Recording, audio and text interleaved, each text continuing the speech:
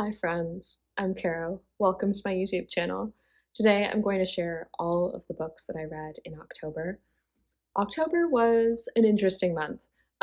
We were away on Prince Edward Island for the first, I think it was the first 3 days of the month we were away.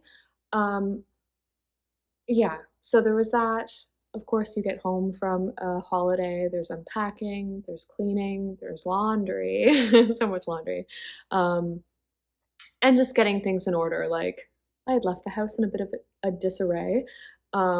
Yeah, so all these things, like, and oh, right, starting a YouTube channel, all these things really cut into my reading time and into like my bandwidth for reading, which was very interesting.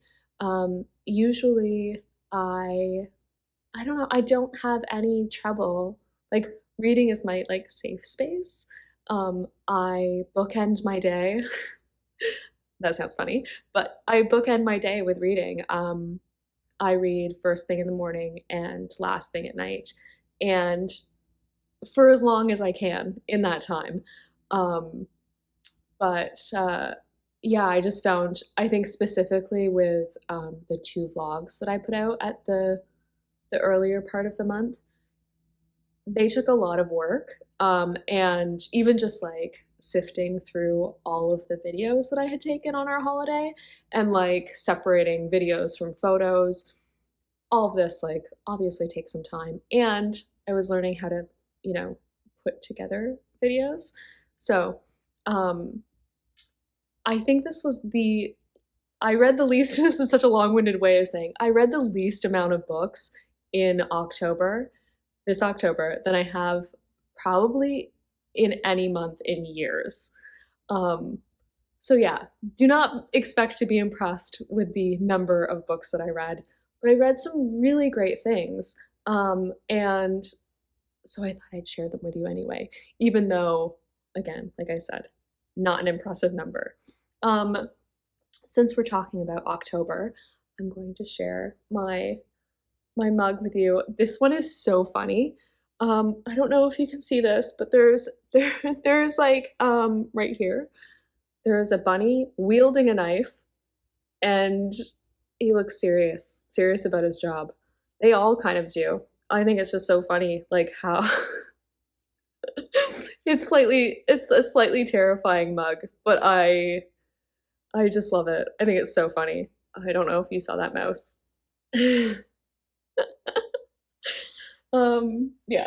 Anyway, I promise not every video I put out is going to be me showing off my mug. Um, but I have some really really good um autumn mugs anyway. Like, I have a couple of more like wintry, like almost Christmas, but yeah, I think they're the ones with, I've said this before, the ones with the animals. I just like love them to bits. Okay, let's get into the books. So first off, we've got Looking for Anne of Green Gables by Irene Gamble. This is a nonfiction book that was sent to me by the publisher. I'm going to forget what their name is right now. I'm going to have to check. Hold on. This is so unprofessional. Sutherland House Books. I could have just checked the book. Heavens. I requested it from them, and I was so happy that they said they would send me a copy. So this is about, well, it starts off with talking about like the image of Anne and where that image came from, like where Lucy Maud Montgomery found the image and how she was inspired and how Anne came to be, which I think was a really interesting way to start now that I'm thinking about it, because later on in the book, it talks more about Lucy Maud Montgomery's issues with her publisher, Elsie Page. They took her to, I might be getting this the wrong way around, but anyway, there was a court case that went on for some years, and Maud actually lost the rights to Anne of Green Gables and 5 other books that Elsie Page had published. And so, and the other thing that I learned through reading this book is that, which I did not know before, is that Anne of Avonlea was actually a book that the publisher pushed Maud to put out. She had no plans for a sequel to Anne of Green Gables, so I just found that really interesting, and that later on, because Lucy Maud Montgomery had her journals, she like edited as her life progressed, because she intended to have them published. So one of the things she did was later on adding the image that had first inspired Anne into those journals.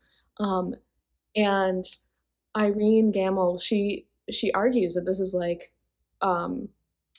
Maud, like, you know, taking control back of Anne, of that image of Anne. And I just think, like, knowing what I know now about Maud and how her life was not as happy as her books would lead you to believe, but I just found this so interesting, and interesting. It made me feel a little bit differently about the Anne series, and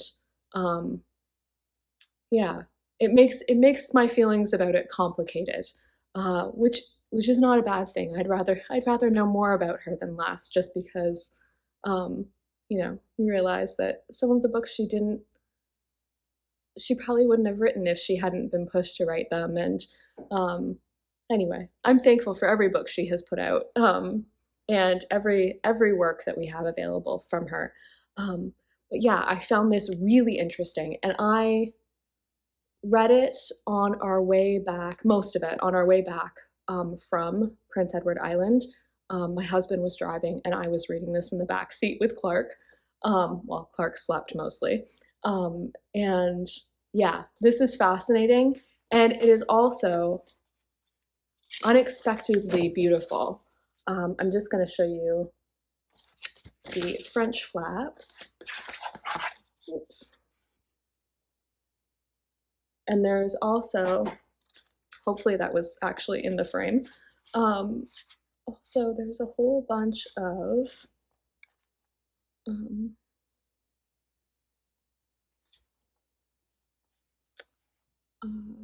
there's a whole insert of illustrations.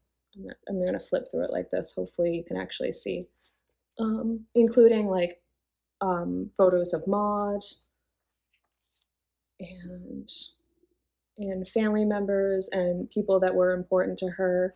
And some of these would be photos that Maud took herself, because she was an amateur photographer. And I know that some of these are actually, I believe anyway, are actually in her journals, because part of what I have recently learned about her journals is that she used them almost like a scrapbook.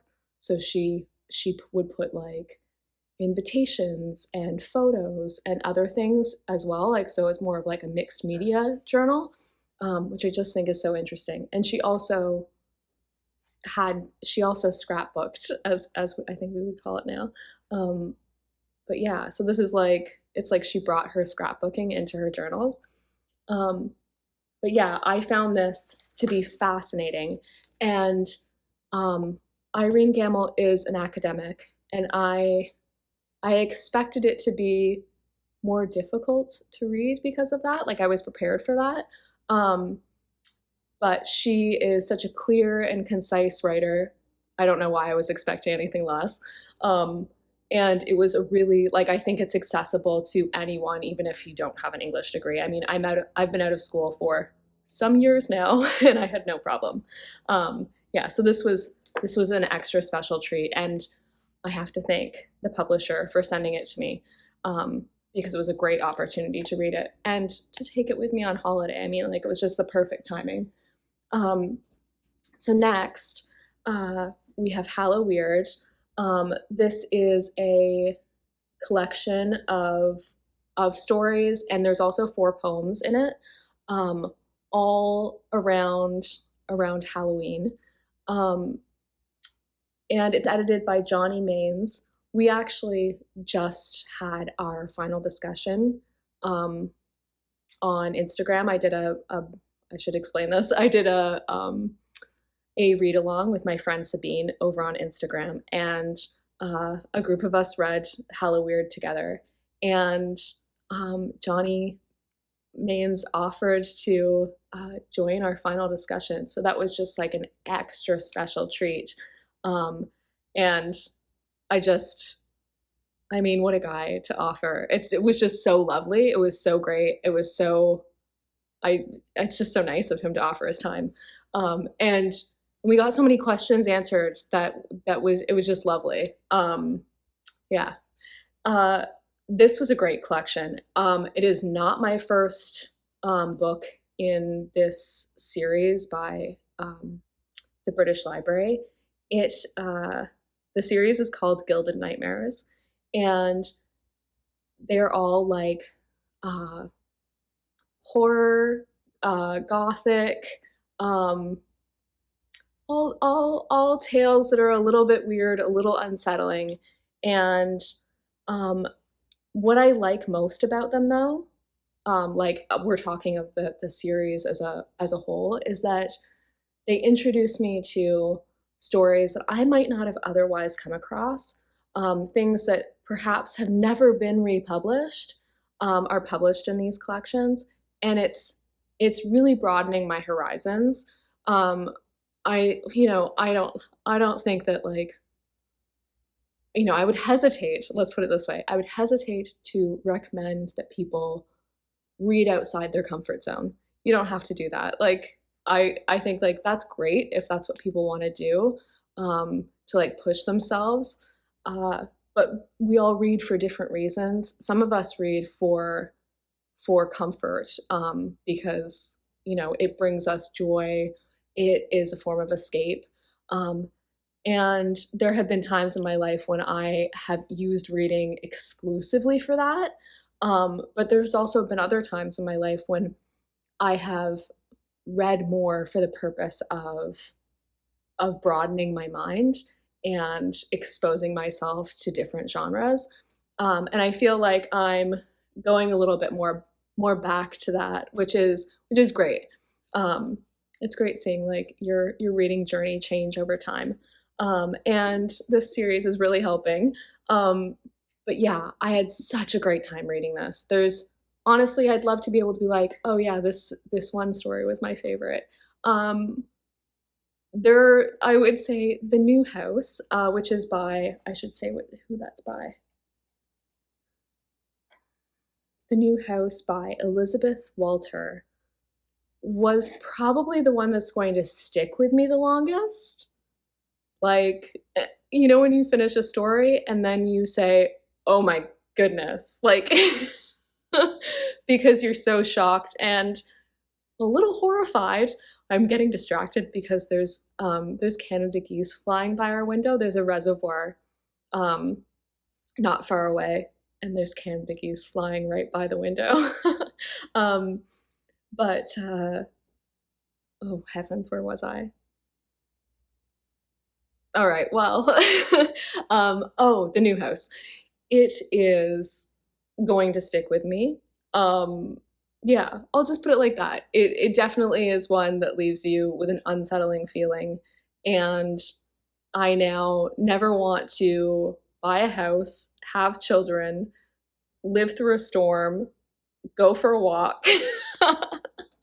I'm making it sound horrible. It was thrilling, and this was exactly what I wanted to be reading in October. So I'm so happy that my friend Sabine suggested we read it together. Yeah, so this was great. And this was one that the British Library Publishing sent to me, which I'm so thankful for. Yeah, I I cannot recommend these books enough. Like honestly, they're also beautiful. Like I'm avoiding saying like they're also just like gorgeous books. Um, there's also you probably can't see the end papers. It's pretty dark in here again. But the end papers have like these really it's actually like these jack-o'-lanterns on the end papers. They're menacing pumpkins. What could be more Halloween than that? So this was just fabulous. Um, and then I read The Player's Boy by Antonia Forrest. I started to talk about this in the book haul that I did recently. And this was such fun. So Antonia Forrest writes, or I should say wrote children's books. I think she's best known for her Marlowe series, which follows like a family, and it's partly school story and then partly like you get the home life as well, which is very fun and an interesting dynamic because not all school stories do that, right? This one is one of her historical fiction books. I believe she has two, and they were originally intended, like she wrote them to be one book, but the publisher wanted it split into two because it was too chunky. But yeah, so this was really fun. I'm scrolling to my notes. I would say that I hesitate to say that it's my favorite. It's probably not. It's not my top book by her, but it's not my least favorite either. This is such a middling review.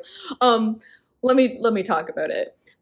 So Nick Marlowe runs away from school, and through it like a number of events occur, but he runs away from school and home and ends up as one of the players in Will Shakespeare's theater troupe.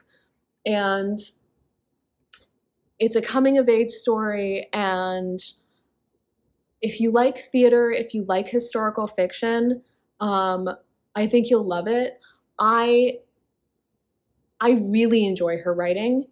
The one thing that I wish is that and I'm so embarrassed to say this, I wish I was more of a Shakespeare fan. I like Shakespeare, like, you know, just fine, but I feel like I've basically gone through life. I did a degree in English. I should put that out there. And I feel like I've only like learned enough about Shakespeare to get by, almost. Maybe I'm being a little too hard on myself. I feel like I don't know enough about Shakespeare. And I think that if you are a Shakespeare fan, I think you'd get special joy out of this. And I wish I could have gotten more out of it, if that makes sense. Yeah, I'm making myself sound like an idiot, and I shouldn't do that. But yeah, this was really good. As I said, if you like historical fiction, books set in the theater, coming of age stories, and I really feel like it did something that I wasn't expecting, and that is, it doesn't vilify Nick for leaving his home.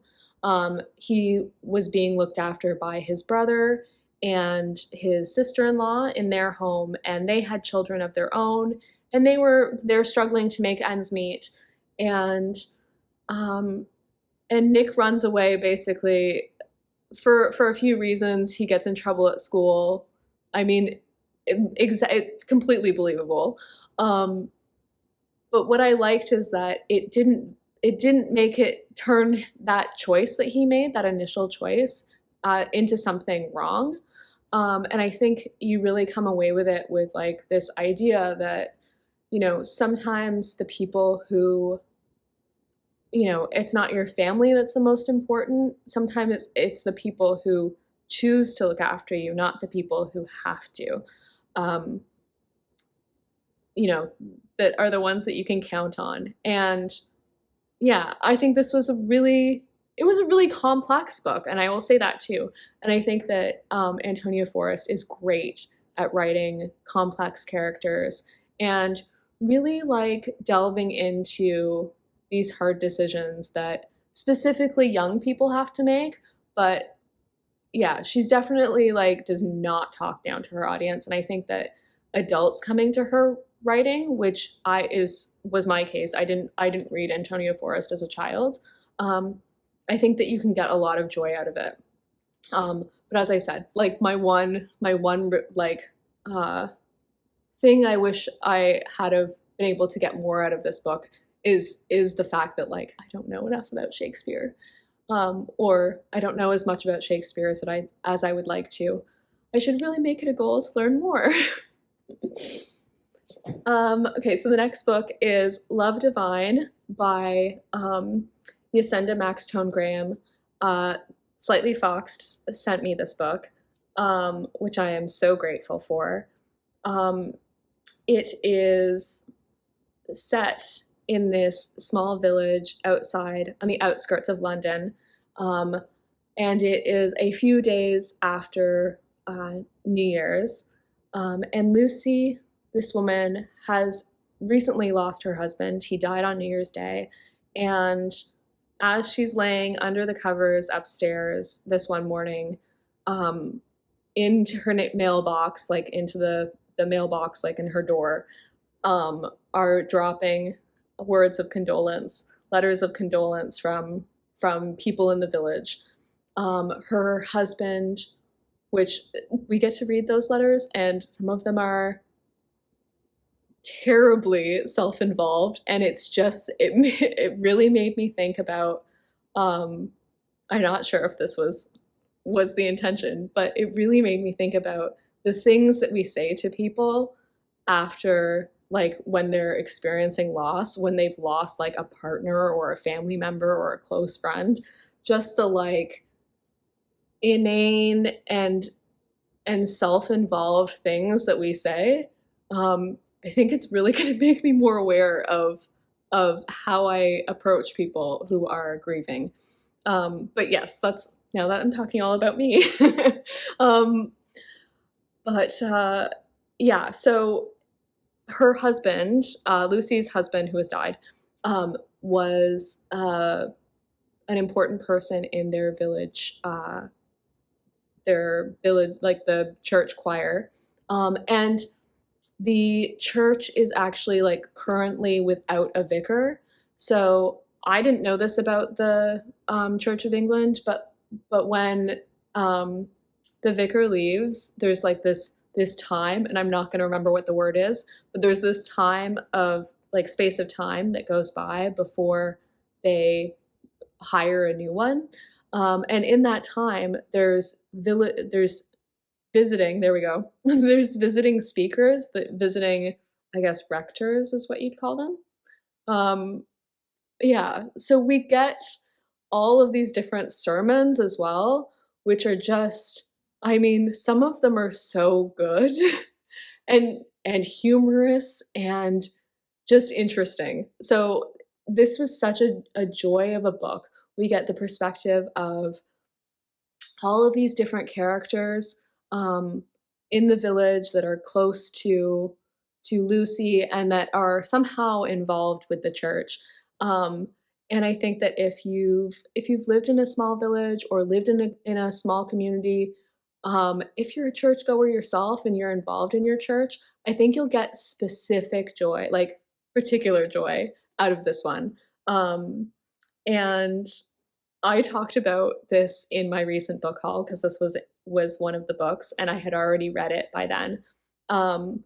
So I'm gonna try not to get choked up when I talk about it this time. But I think that Yasenda does a great job of capturing how even in life's hardest moments that there is a glimmer of joy and there's beauty to be found.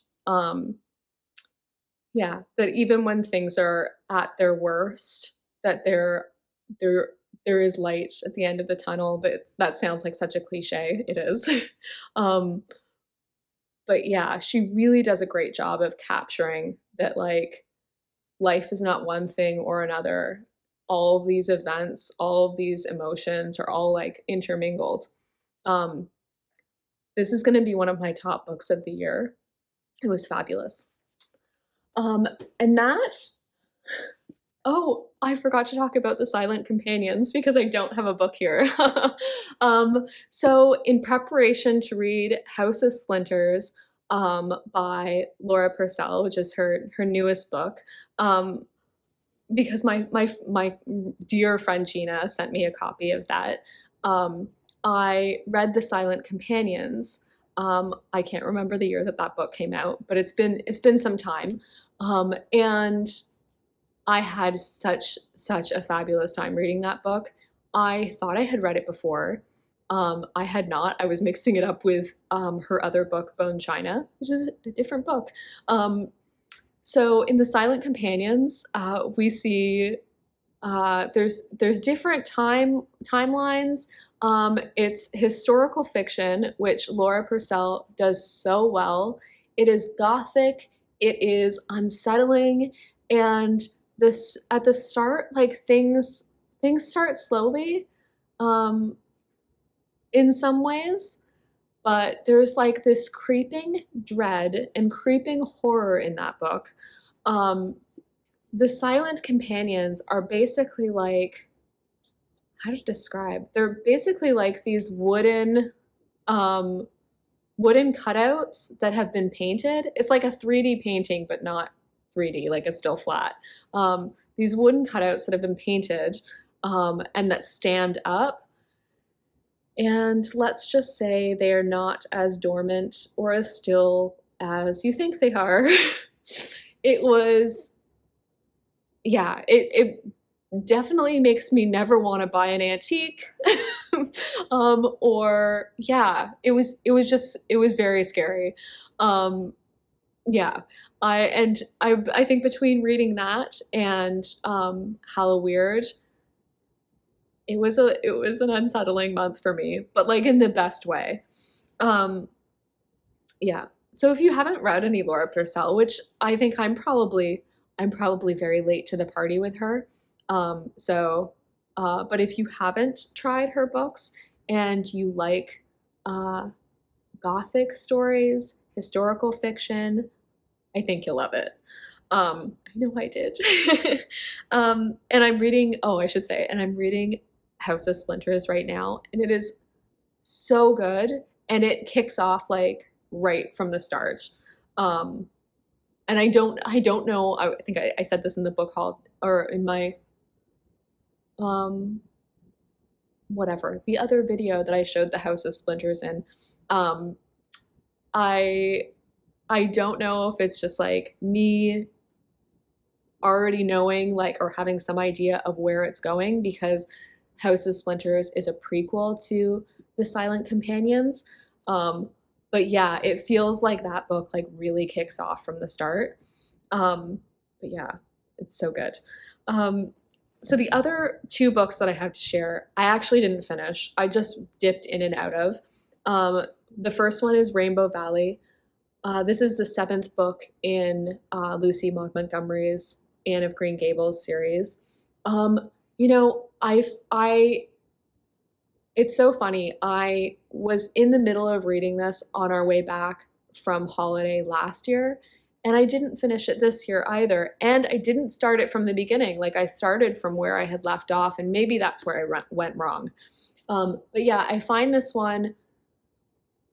This might be more of a me problem than the book's problem, but I find this one hard to get into, and I think a lot of it has to do with the fact that Anne is the mother figure in this, and we don't get a lot of her.